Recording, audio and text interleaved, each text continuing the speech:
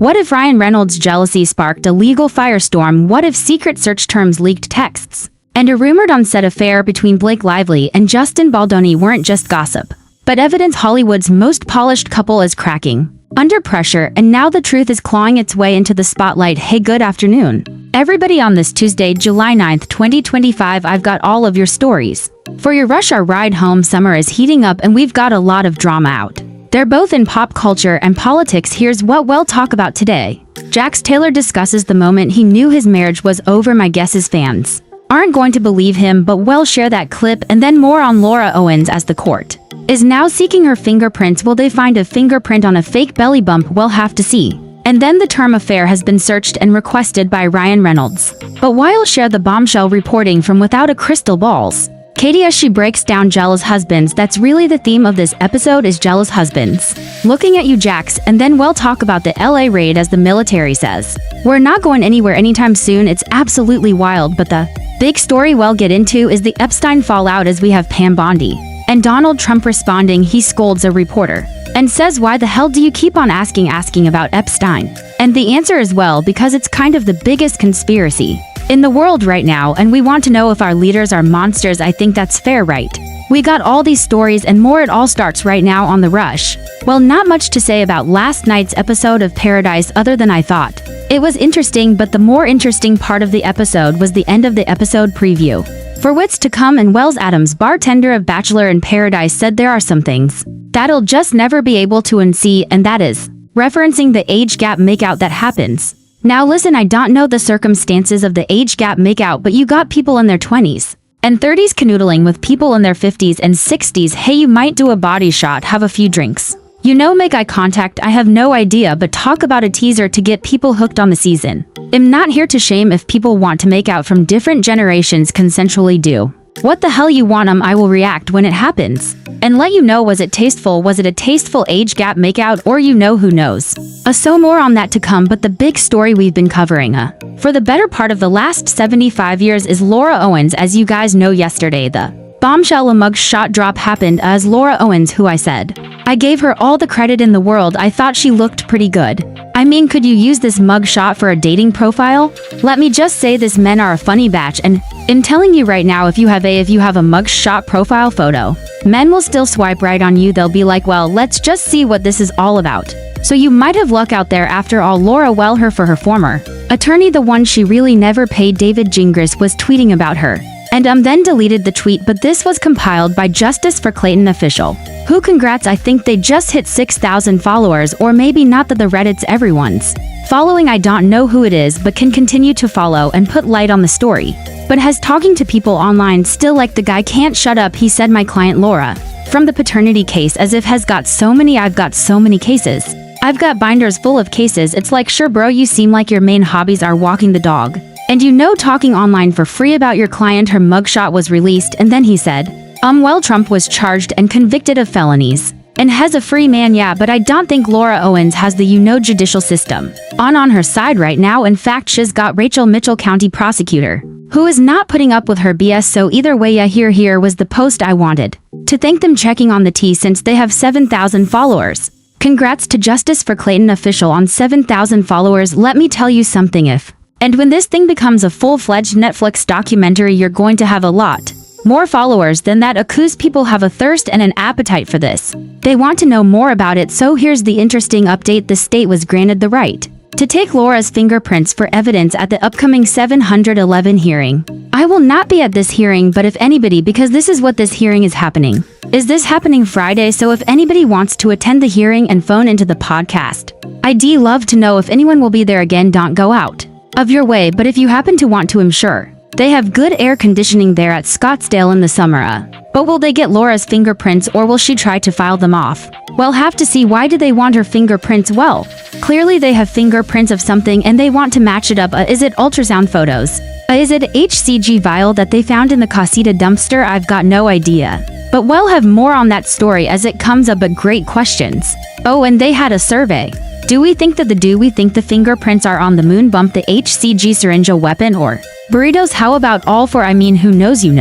Live your life well. Jax Taylor's living his life. He blames the Britney break up on a hookup with his friend. Okay, so they were on like a break doing the break thing. And his wife, Brittany, hooked up with his quote-unquote friend. Now clearly, they were already broken up. Has in rehab. The guy's coked out of his mind. Has got rage issues. Has doing all this stuff. Well, here's what he has to say about the incident. Where he threw a bar stool in front of his son. I mean, real horrible things you never want your baby to witness. I'm just so traumatic. And really sad now. I hope has getting better and is sober and all of that, but we'll have to see. If has taken any accountability. Have a listen. Has obviously has going to hear about it one day. You know he was in the other room when I threw the bar stool and I threw the table, which is again, if I could go back and change one thing in my life right now, that would be it. The way I handled that, it was anger. It was rage. It was the fact that and by the way, don't throw a table or don't throw anything in a fight, regardless of if you have a child in the other room. I just couldn't deal with it. And again, the drugs and the alcohol, I saw red. I just saw red and I saw nothing else. And again, how could this be happening to me and Jack D? Why did Wire like the fact that it was my friend that she hooked? I think the main thing was the reason I got so upset is because I know the guy. He was a friend of mine. It wasn't like, oh, it was just other guy, whatever. It was a friend of mine that she was sleeping with. For now, by the way, I'm a sucker. I'm a sucker for redemption. If has sober, if has actually having this conversation because he wants to address his internal rage. I'm all about it. Like you still did all the things you did. I have no pro. I know a lot of people have an issue with this. You notice online if you try to break down why somebody did what they did.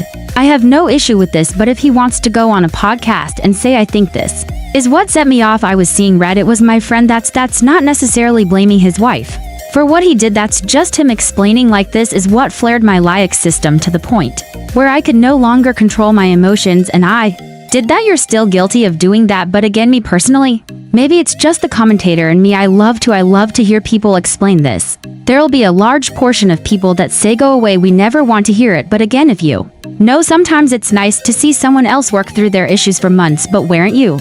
I'm sleeping around. Not until I found that out. Oh, and then you did it. Yeah. I'm very no, I listen, I did it too, but I wasn't one of her friends. And again, as a guy, I was just like, I brought this guy into my circle. He was my friend. Okay, so there was a little, to me, it was a little like, who do I be mad at? Do I be mad at her? Do I be mad at him? Or do I be mad at myself? And at the end of the day, now I can look back and mad at myself. Why? Cause I pushed her away into this guy. That's what I did. Cause we didn't. Hey, but that's good, right? He said I'm mad at me. Now the title of this, he blames Brittany. Break up on hookup with his friend. Well, here we see Jax taking some accountability, saying I pushed my wife. Cause whenever there's an affair, I mean, you can never control what someone else does, but you can look at yourself in the end and go, wow, I was such a terrible person. My partner would have rather been with someone else versus me. I think that's fair to look at yourself. It's very for agreements of him to say, look, I can't control what someone else does, but what I can't control is, am I the best version of myself? No, you're coked out, you're rageful, and you get in this massive fight. Of course she's going to find you. No, seek someone else for comfort. We lost the people that we loved because we didn't put them first, right? And I can look back now, which I was so angry before. I couldn't even I couldn't even breathe, but now I can look back on it and I made peace with that. I've made peace with that. Do you want to know why we have to take viscerally like in our soul? Why we need to take responsibility for how we screwed up? Because if we don't, we're going to die alone. Yeah, I know how it's important for me to have her think highly of me, the father of her child.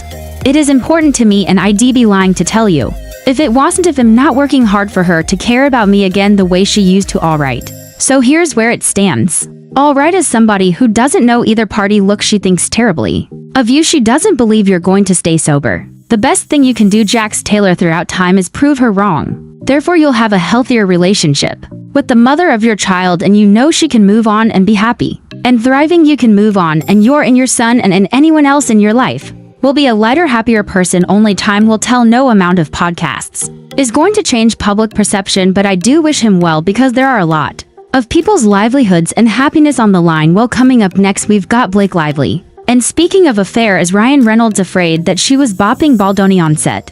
We'll have this for you next. Let's be real, no one likes calling their insurance provider to see if their medication is covered, especially not for Gulp 1S like Ombic or Wigoy. Rose Insurance Checker lets you know if you're covered for Gulp 1S for free. If you're eligible and want to see if you're covered, all you have to do is submit your insurance card and Ro will take care of the rest. No paperwork, no negotiating, no waiting on hold. Ro members have support throughout the process.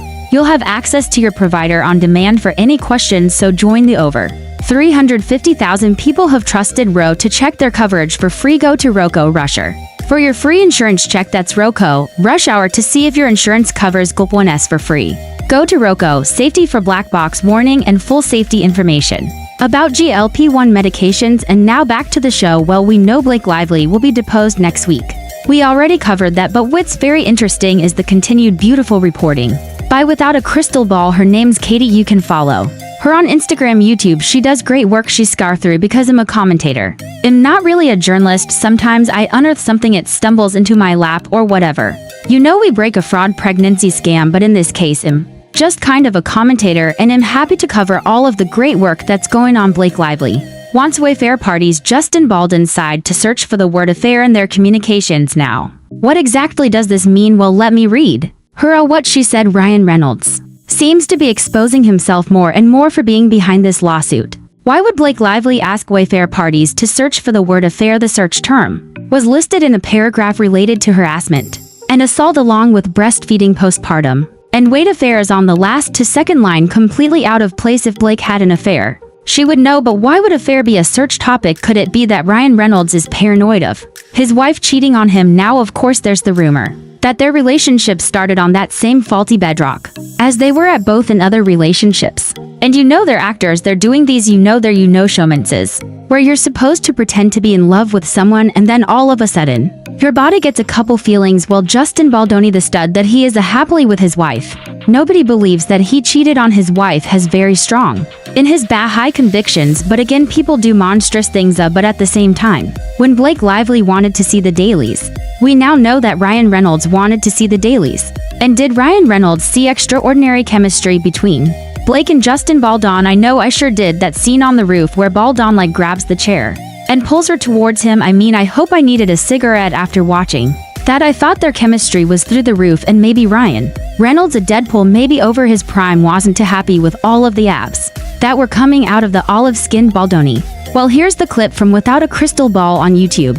You can go give her a listen, where she reads the interesting words that the Ryan Reynolds Blake Lively side wanted in the communications. A bullet point the second to the bottom, there's a series of topics related to harassment, okay? And in it says firing or apology or apologize. Firing, who is getting fired? Apology or apologize, is that related to the claims against Ryan Reynolds? Firing, wouldn't that be him getting who got fired? How would anyone get fired? They weren't sex, consent, kissed lip, or assault. I thought they said that they never brought up the fact that there was sexual assault. Why are they discussing assault? And it's kind of, to me, reads like a fishing expedition. They're just trying to see if any of these words. So it might just be that they're searching any words they can think of. Now, there were some accusations of lip-biting where Baldoni bit Blake Lively's lip without consent. There was also accusations, I believe, on Popcorn Planet's channel, where there were sources that said Blake might have had a cold sore. Again, this is all alleged. I don't have any of this information, but there were sources on set allegedly that said that she was trying to hide that. And again, what does that have to do with this lawsuit? I have no idea. Touch, gaze, breastfeed, breastfed, breastfeed, childbirth, or nurse, or pregnant, or part like postpartum, right, or genitalia, penis, or porn, nude or nudity, or naked, or intimate, or intimacy, or objectified, or defame, destroy, payback, or revenge, or cancel, or target, or discredit, or ruin, or abuser, or hurt, affair, bully. Anyway, so you can hear it right there. So these are the words that they wanted it to be searched, and hopefully maybe they would find in some of their discovery the use of these words. But again, is this Ryan Reynolds' paranoia, or is this just them trying to search for any word that might pull up something interesting? I honestly have no idea. But I think when you couple this with the sort of larger scope of there's rumors of Ryan Reynolds with his previous relationship with Scarlett Johansson where he was jealous. And again, maybe that's projection, because maybe hasn't been as faithful on set to his partners. Again, no idea. But as you kind of cover and dive into this case, you try to see through their own legal strategies. What are they actually trying to do here? Obviously, as we've reported, Ryan Reynolds calling the shots with him and Blake Lively, but did he throw gasoline on this fire? Did he make it worse? Was he jealous of Blake Lively? And so then she had to say, oh no, Baldoni is coming on to me, it's nothing. And then did Ryan Reynolds take that as a way to berate Baldoni? Again, there's a lot of questions, but I think it's very obvious to assume that jealousy plays a part in stuff like this, because it leads you to not really think that rationally. Alright, well, coming up next, we've got some more on the Epstein files and all of the drama surrounding the hypocrisies going on in our administration, as people want the truth. And I guess the government thinks they can't handle it that next. If you enjoyed this video and want to see more content like this, make sure to like, subscribe, and hit the bell so you never miss a trending update.